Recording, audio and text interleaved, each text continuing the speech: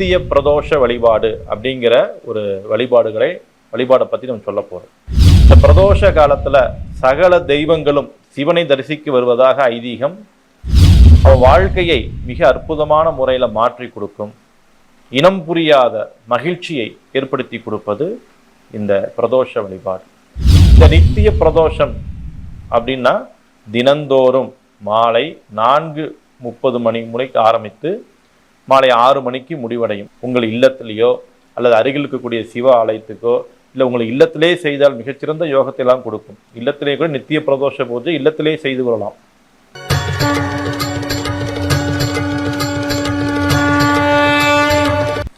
குருவே சரணம், வாராகியே சரணம். அனைவருக்கும் இனிய வணக்கம். நமது கடராஜா சேனல் நேயர்கள் அனைவருக்கும் எனது இனிய பணிவான வணக்கங்கள். நல்லதே நடக்கும், நல்லது மட்டுமே நடக்கும். இன்று நாம் பார்க்கின்ற மிக முக்கியமான பதிவு பிரதோஷம். இந்த நித்திய பிரதோஷ வழிபாடு அப்படிங்கிற ஒரு வழிபாடை பற்றி நம்ம சொல்ல போகிறோம். இப்போ நிறைய பேர் பிரதோஷம் விரதம் இருப்பீங்க. தேய்பிறை பிரதோஷம், வளர்பிரத பிரதோஷம், அதாவது அமாவாசைக்கு 3 நாள் முன்னாடி, பௌர்ணமிக்கு 3 நாள் முன்னாடி பிரதோஷம் என்றால் திரையோதசி வருவதுதான் பிரதோஷம். சகல தோஷங்களையும் தீர்ப்பது பிரதோஷம். இந்த பிரதோஷ காலத்தில் சகல தெய்வங்களும் சிவனை தரிசிக்க வருவதாக ஐதீகம். பெரியவர்களும் முன்னோர்களும் அதுதான் சொல்லியுள்ளார்கள். அந்த பிரதோஷ வழிபாடு ஒரு மனிதனையை கர்ம வினைகளை நீக்கும், அவன் வாழ்க்கையை மிக அற்புதமான முறையில் மாற்றி கொடுக்கும், இனம் புரியாத மகிழ்ச்சியை ஏற்படுத்தி கொடுப்பது இந்த பிரதோஷ வழிபாடு.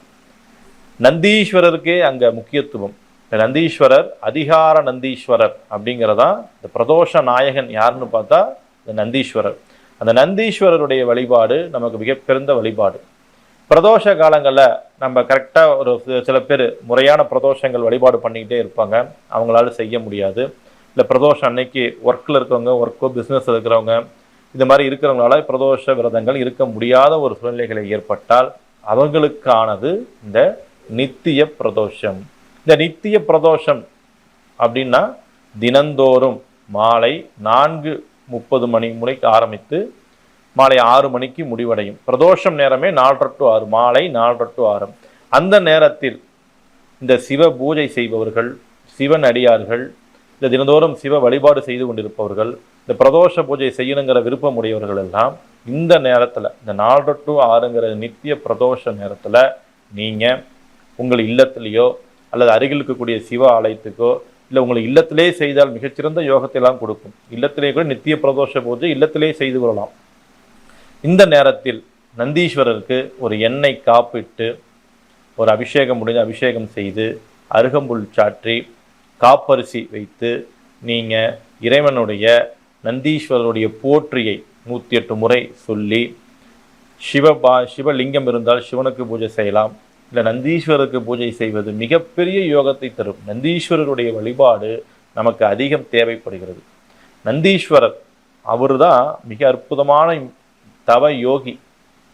ஏனென்றால் சிவபெருமானின் வாகனமாக கொண்ட காலை நந்தீஸ்வரன். நந்தீஸ்வரர் தரிசனம் செய்தால்தான் சிவனை தரிசனம் செய்ய முடியும்னு சொல்கிறாங்க. இப்போ நந்தீஸ்வரர் மிகப்பெரிய யோகி, அவர்கிட்ட அற்புதமான அளவற்ற சக்திகள் இருக்குது. இப்போ நந்தீஸ்வரருடைய வழிபாடு நமக்கு மிகப்பெரிய யோகத்தை செய்யும். இப்போ தினந்தோறும் என்ன செய்யணும்? 4:30 to 6 அந்த நந்தீஸ்வரருக்கு நாம் எண்ணெய் காப்பிட்டு அபிஷேகம் செய்யலாம், அருகம்புல் சாத்தலாம். அந்த சமயத்தில் என்ன பண்ணணும்? காப்பரிசி வைத்து 2 நெய் தீபங்கள் ஏற்றணும். என்னால் வீட்டில் வழிபாடு பண்ண முடியாது, கோவில் தான் போகணுன்னா நீங்கள் தாராளமாக கோவிலுக்கு போகலாம். கோவிலில் போய் எண்ணெய் காப்பு இட முடியாது, நமக்கு அந்த அதிகாரம் இல்லை. அதனால் அந்த நேரத்தில் கோயில் இருக்கக்கூடிய அர்ச்சகரிடம் சொல்லி நீங்கள் ஒரு சாமிக்கு மலர் மாலை, ஒரு அருகம்புல் பூ மாலை சாற்றி காப்பரிசி படைத்து நெய் தீபம் ஏற்றி வைக்கணும். அந்த நெய் தீபம் ஏற்றி வைத்து நீங்கள் அதிகார நந்தீஸ்வரருக்கு அருகிலே அமர்ந்து நந்தீஸ்வரருடைய போற்றியை நீங்கள் 108 முறை சொல்ல வேண்டும். அதை சொல்லிட்டு நந்தீஸ்வரன் 2 கொம்புகளுக்குரிய சிவனை தரிசனம் பண்ண வேண்டும். இந்த பிரதோஷ வழிபாடு அப்படிங்கிறது பக்தி மார்க்கத்துக்கு, இது யோக மார்க்கத்துக்கு பார்த்தீங்கன்னா அந்த தினசரி 4:30 to 6 அப்படிங்கிறது அற்புதமான யோகத்தை தருகின்ற ஒரு நேரம். அந்த நேரத்தில் தியானம் செய்பவர்கள் எல்லாம் அற்புதமான அந்த 2 கொம்புகள்னு சொல்லக்கூடிய 2 கண்கள் தான் நம்ம இப்படி சொல்கிறாங்க. 2 கண்களுக்கு மேலே உள்ள சிவத்தை தரிசனம் செய்யுங்க அப்படிங்கிறதுலையும் அர்த்தம் உண்டு. இப்போ பக்தி மாத்திரம் இருக்கிறவங்க தினசரி என்ன பண்ணலாம்? நந்தீஸ்வரருடைய வழிபாடு தொடர்ந்து செய்யுங்க. யோகத்தில் இருப்பவர்களும் நந்தீஸ்வர வழிபாடுகளை செய்யுங்க. இல்லை அந்த நேரத்தில் நந்தி பகவானை நினைத்து தியானம் செய்யுங்க. உங்களுக்கு பிரதோஷனுடைய அருள் பரிபூர்ணமாக கிடைக்கும். பிரதோஷ வழிபாடு செய்பவர்கள் வாழ்க்கையில் பார்த்தீங்கன்னா நல்ல மாற்றங்கள் ஏற்படும். ஒரு தெளிந்த அறிவு, பொறுமை, அதே சமயத்தில் பார்த்தீங்கன்னா மகிழ்ச்சி, இதெல்லாம் அவங்க இயற்கையாகவே இருக்கும். தெளிந்த அந்த குடும்பத்தில் பார்த்தீங்கன்னா நல்ல ஒரு மாற்றத்தை ஏற்படுத்தி கொடுக்கும். வழிபாடு என்பது உறுதியான வழிபாடாக இருக்கணும், வைராகியமான வழிபாடாக இருக்கணும். எளிமையான வழிபாடு போதுமானது. மிக பிரம்மாண்டமான வழிபாடு செய்யணுங்கிறது அவசியம் இல்லை. எளிமையான வழிபாடு, அதை தொடர்ந்து செய்யுங்கள். சிவபக்தர்கள், சிவனடியார்கள், சிவனை நேசிப்பவர்கள், சிவனோடவே வாழ வேண்டும் நினைப்பவர்கள் நிறைய மக்கள் இந்த உலகத்தில் இருக்காங்க. அனைவருக்கும் இந்த நித்திய பிரதோஷ பூஜை எளிமையான பூஜை. இதை தினந்தோறும் நம்ம செய்யலாம், வாய்ப்பு கிடைக்கும் போது செய்யலாம். இந்த பூஜை நந்தீஸ்வர பகவானுக்கு மிகப்பெரிய ஒரு அளவற்ற சக்திகளை தந்தும், அவரை வழிபாடு செய்வது மிகப்பெரிய நமக்கு யோகத்தை ஏற்படுத்தி கொடுக்கும். அது மட்டுமல்ல, மிகப்பெரிய மாற்றங்களை எல்லாம் இந்த பிரதோஷ பூஜை உங்களுக்கு ஏற்படுத்தி தரும் என்று சொல்லிக்கொண்டு அடுத்த நல்ல பதிவில் சந்திக்கிறேன். நன்றி, வணக்கம்.